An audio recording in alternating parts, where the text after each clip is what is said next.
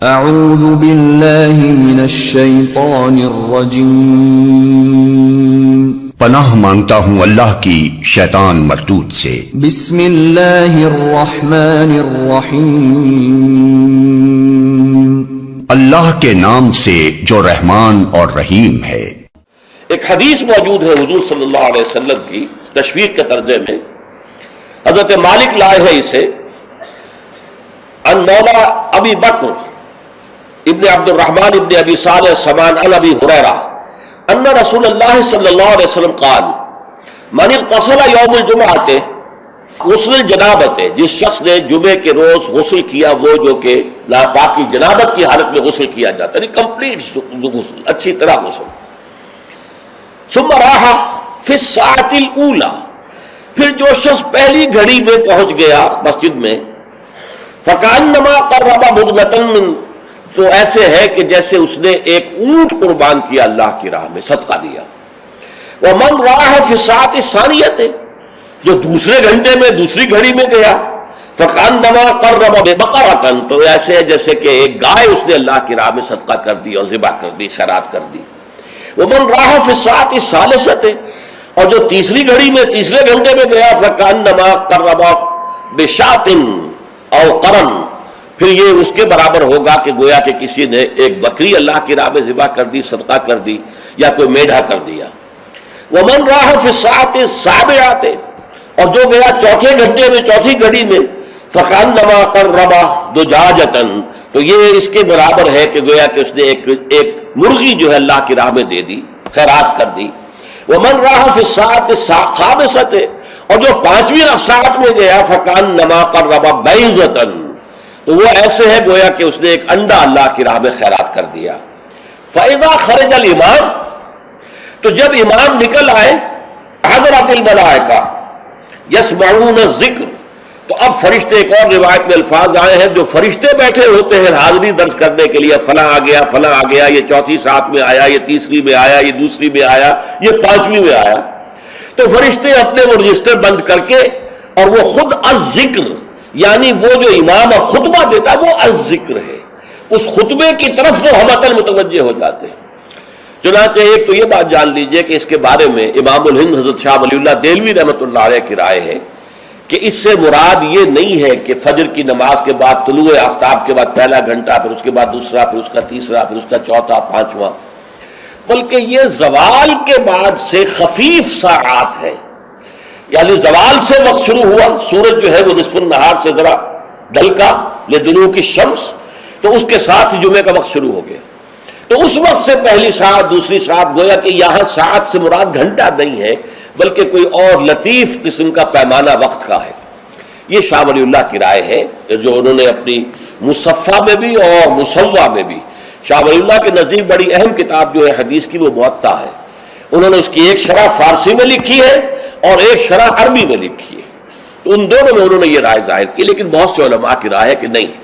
جو ہمارا ساعات کا نظام ہے اسی پر اس کو شمار کیا جائے گا۔ لیکن اس پر بھی اجماع ہے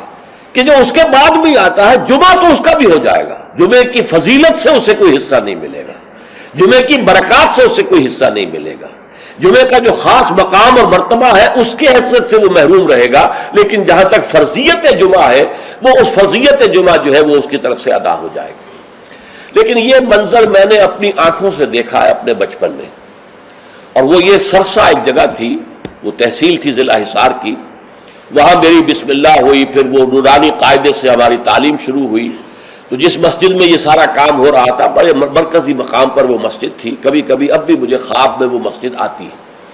اور اس مسجد میں جمعے کے دن میری اپنی جو مشاہدے کی بات ہے کہ یوں سمجھیے اشراق کے بعد سے لوگوں کی آمد شروع ہو جاتی تھی، اور دیہات سے لوگ آیا کرتے تھے، وہاں ایک خاص قوم تھی، غالباً وہ ارائی تھے، اس رائی علاقے کے ارائیوں کو وہ پچادے کہتے تھے،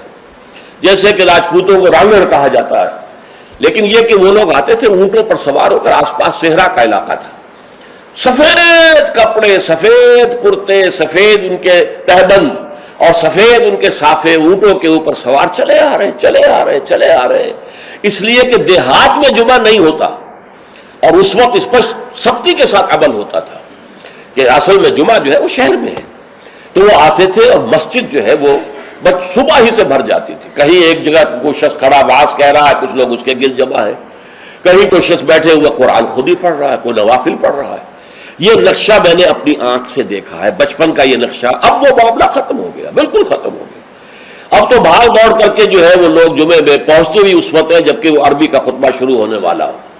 اس لیے کہ عام طور پر تقریروں کے اندر کوئی خاص مواد ہوتا نہیں ہے، یا فرقہ واریت کی تبلیغ ہو رہی ہوتی ہے، یا سیاسی مسائل کے اوپر دھواں دار تقریریں ہوتی ہیں. لوگوں کو ان سے دلچسپی نہیں. تو فرض ادا کرنے کے لیے بس وہ جب خطبے کی اذان کا وقت ہوتا ہے تو اس وقت وہ پہنچ جاتے ہیں، نماز ادا ہوئی اور روانہ ہو گئے.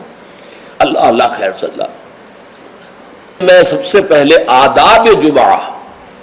اس کے عنوان سے عرض کر رہا ہوں کہ جمعے کے روز غسل واجب ہے تقریباً علی کل محتلم. یہ حضور کے الفاظ یہ ہیں، غسل الجمعہ کے واجب علی کل محتلم. جو بھی بالغ ہو چکا ہے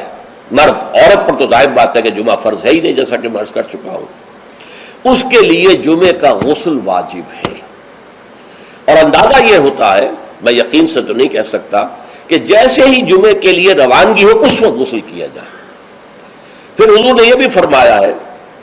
کہ اچھے کپڑے پہن کر جاؤ، دھلے ہوئے کپڑے پہن کر جاؤ. آپ نے فرمایا کہ کیا تم میں سے کسی شخص کے لیے یہ ممکن نہیں ہے کہ اپنے جو محنت کے کپڑے ہوتے ہیں، محنت یعنی جبکہ مشقت کرتا ہے، ایک لوہار بیٹھا ہوا ہے اور وہ بھٹی کے سامنے بیٹھ کر کام کر رہا ہے، تو پسینے آئیں گے اس سے، کپڑوں میں بدبو ہو جائے گی پسینے کی، پھر اس کے اوپر سیاہ داغ پڑے ہوں گے، میلے ہوں گے. تو یہ اس کا لباس ہے محنت کا. یا کوئی کاریگر ہے، مکان کی تعمیر میں لگا ہوا ہے، ظاہر بات ہے جب وہ یہ کام کر رہا ہے گارے کے دھبے ہوں گے، کچھ اور ہوگا. تو حضور نے فرمایا کیا ممکن نہیں ہے تم میں سے کسی کے لیے کہ ایک علیحدہ سے جوڑا جمعے کے لیے رکھ لو، وہ جمعے ہی کے صرف استعمال کیا کرو. وہ تمہارے محنت کے کپڑے نہ ہوں کہ جن میں تم محنت اور مشقت کرتے ہو، بلکہ وہ علیحدہ سے ایک جوڑا ہو، اس کو فراہم کر کے رکھ لو. پھر یہ بھی فرمایا گیا کہ تیل لگاؤ، بالوں کے اندر تیل لگاؤ، دہن. اور یہ بھی فرمایا گیا کہ کوئی خوشبو ہے تو خوشبو لگاؤ. وہ سب کس لیے کہ جو ماحول ہو جمعے کا وہ معطر ماحول ہو. ایسا نہ ہو کہ پسینوں کی بدبوؤں کی وجہ سے طبیعت منغص ہو رہی ہو لوگوں کی، نہیں، بلکہ یہ کہ بڑا خوشگوار ماحول ہو، خوشبو ہو اس کے اندر،